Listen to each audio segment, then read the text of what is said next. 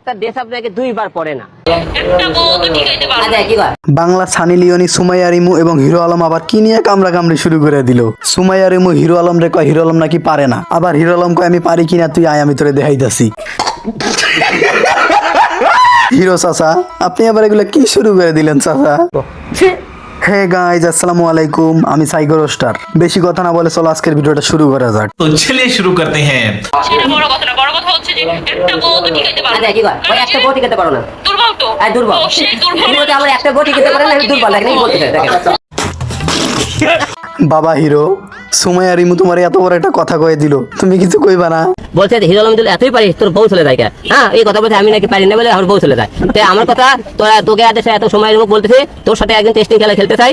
বাবা হিরো 2026 সালে আইসা কেউ টেস্ট ম্যাচ খেলতে হইব T20 ম্যাচ, বিশ্বকাপ T20 ম্যাচ খেলতে হইব। বাবা হিরো টেস্ট ম্যাচে কয়দিনে রান করবা তুমি টুকায়া?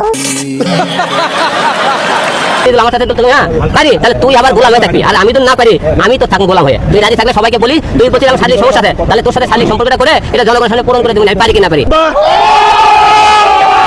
ও বস কঠিন একটা জবাব দিছেন, এরকম একটা জবাবের অপেক্ষায় ছিলাম আমি। মানিকেও ঠকাইছিস, ওর একটা বাচ্চা ও এখন সুগার দিলে চলে, খাট কাঁপনে নাই কে বলেন, ও এখন খাট কাঁপনে নাই কে। ও বস মনের মতো কথা, শুধু খাট না সে অনেক কিছুই কাঁপায়। অবশ্যই আমি খাটে রানি, কারণ হচ্ছে আমি খাটে উঠে দেখবেন আমার ফেসবুক পেজে এখন ভিডিও আপলোড করা আছে যে আমি খাটে উঠে প্রচুর নাচানাচি করি। ঠিকই বলছেন, আপনি তো খাটের রানী। ক্যামেরার সামনে একলা একলা নাচেন আর ক্যামেরার পিছনে আরেকজনকে নিয়ে নাচেন।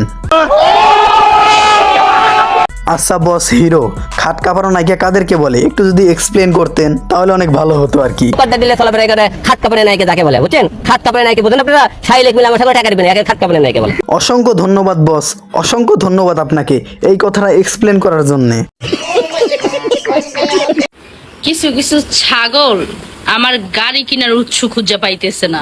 আপনি যে 30 লক্ষ টাকা দিয়ে গাড়ি কিনছেন, কিভাবে কিনছেন এটা কিন্তু আমরা খুব ভালো করে জানি। বস হিরো আপনি বলে দেন তো সে কিভাবে 30 লক্ষ টাকা দিয়ে গাড়িটা কিনছে? মানে কাছ থেকে দাওয়ার করে থাকে ওইটা মিউজিক ভিডিও করে না তো করতে, সেই টাকাতে 30 লাখ টাকা দিয়ে গাড়ি কিনলো, তাহলে অবশ্যই আমি কেন বলতেছি সে খাট কাঁপনে নাই কে, সে আমি সুগার দিলে চলে, তাহলে বুঝতে 30 লাখ টাকা অলরেডি কি এমনি পাওয়া যায় ভাই? হিরো ভাইয়ের কথায় 100% লজিক আছে। 30 লাখ টাকা কি হাতের মোয়া ভাইয়া যে চাইলেই দিয়ে দিব কেউ? এই 30 লাখ টাকা কামাইতে তার কত ঘাম ঝরাইতে হইছে আর কতবার খাট কামাইতে হইছে তা হিসাবের বাইরে, হিসাব করলেও শেষ করা যাবে না। সঠিক বলেছেন। বড় কথা হচ্ছে এক ধোত্রা আলু আমারে বলে আমার নাকি পার ডে মিউজিক ভিডিওর পেমেন্ট নাকি 10,000 টাকা। কি রে তোর মতো সস্তা মনে হয়? সস্তা পাবলিক রে আমি এই ধোত্রা আলু। না ম্যাডাম, আপনি তো সস্তা পাবলিক না, আপনি তো হইলেন হাই লেভেলের পাবলিক। আপনি দিনে কাঁপান টিকটক আর রাতে কাঁপান অন্যের খাট। শুধু কি তাই, আপনি তো আবার বার ডান্সারও, খাটের সাথে নাইট পার্টির মঞ্চ কাঁপান আপনি। আপনি যে একটা হাই লেভেলের খান এটা আমরা সবাই ভালো করে জানি। তোমাকে যদি এখন কেউ হিরো আলমের সাথে অভিনয় করার প্রস্তাব দেয় তাহলে তুমি কি করবে? তুমি আজকে জুতা পরছো, একটা কাজ করো, তোমার জুতাটা খুলে আমার দুই গালে দুটো পারলে বাড়ি মারো। ম্যাডাম মারার সুযোগ পাইছেন, মাইরা দেন। আমি থাকলে তো কানের নিচে দুইটা বাজাইতাম। হিরো আলম এত খারাপ? খারাপ মানে আমি আর বলার বাকি নেই। সুমাইয়া রিমু একটা কথা মনে রাখো, তোমার চেয়ে হিরো আলম 1000 গুণে ভালো। যদি বাংলা ভাষায় বলা হয় তাহলে তুমি একটা বেশ্যা, একটা বেশ্যার চেয়ে আমাদের সহজ সরল একটা পাগল হিরো আলম অনেক ভালো। সঠিক বলেছেন।